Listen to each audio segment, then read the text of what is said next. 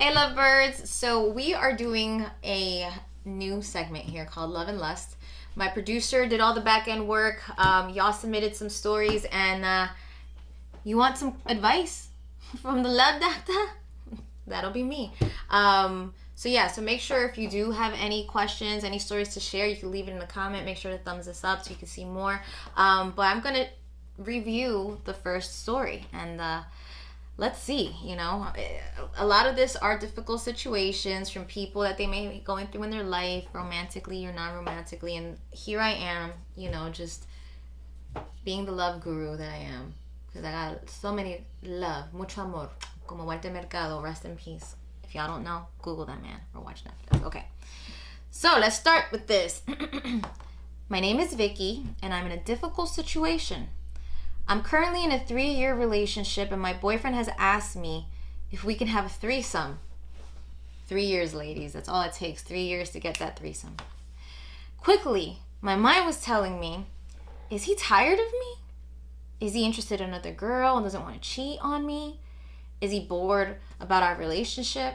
So I decided to play along, and when I asked with who he would like to have it with, he mentioned his school crush who he recently ran into on the street. What should I do? Should I be worried? I'm not interested in doing this. I have many points. Wow. I myself have never experienced a threesome for various reasons, okay? If my man is not satisfying me in bed, because it's usually the guy wants like another guy involved, which is weird. I'm happy that this isn't the situation, but it's weird. So if a man can't please me in bed, what will this other person do? I should just not be with the person that isn't pleasing me, right? That's my logic. This is why I stay away from threesomes.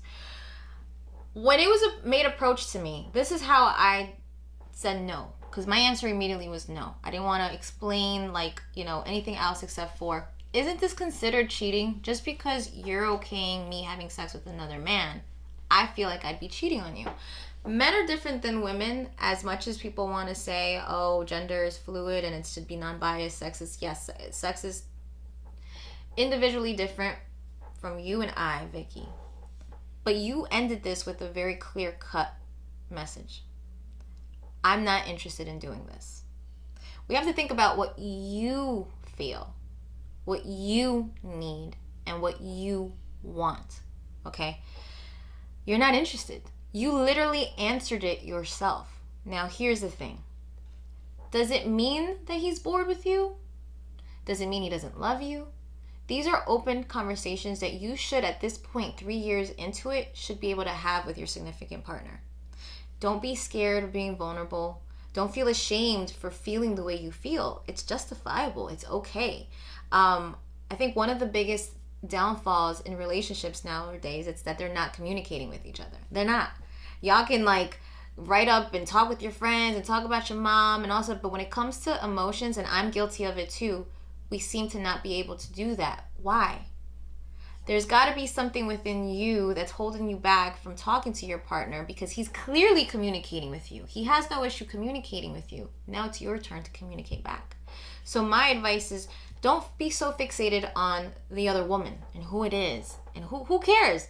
It's a crush. It's a fantasy. Men have them all the time. Women do. Some do too. I'm a weirdo. I don't.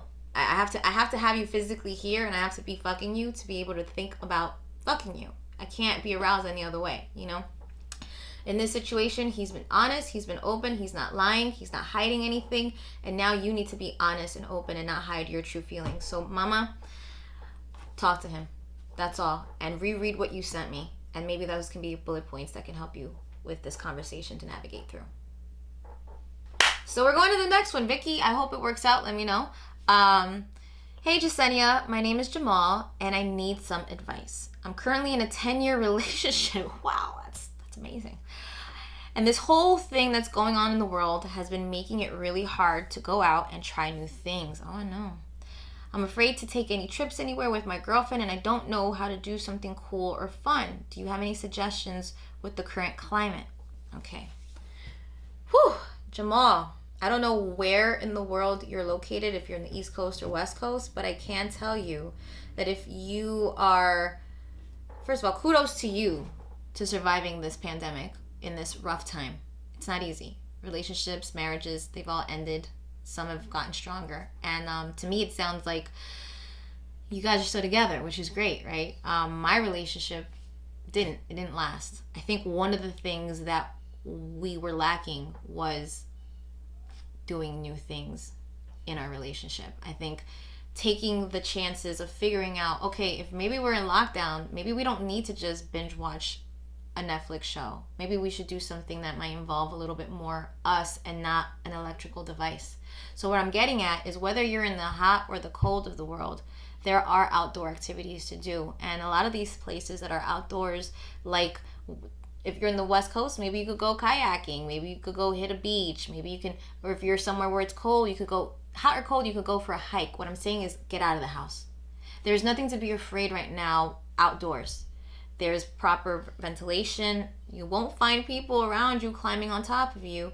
Try to do that and reconnect.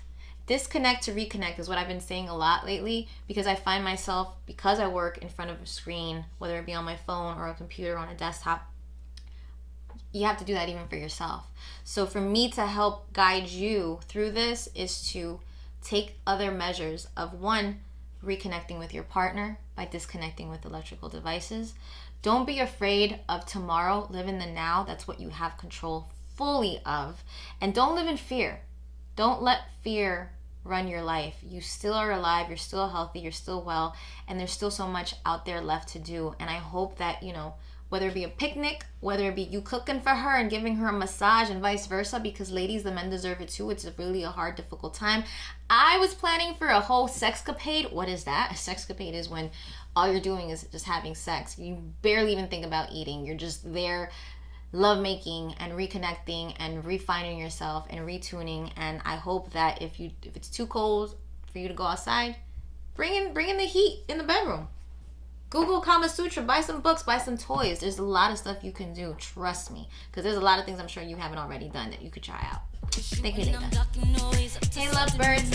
Thank you for watching. Don't be afraid to comment, hit thumbs up and share. For those that comment, I'll be replying back. I love you all.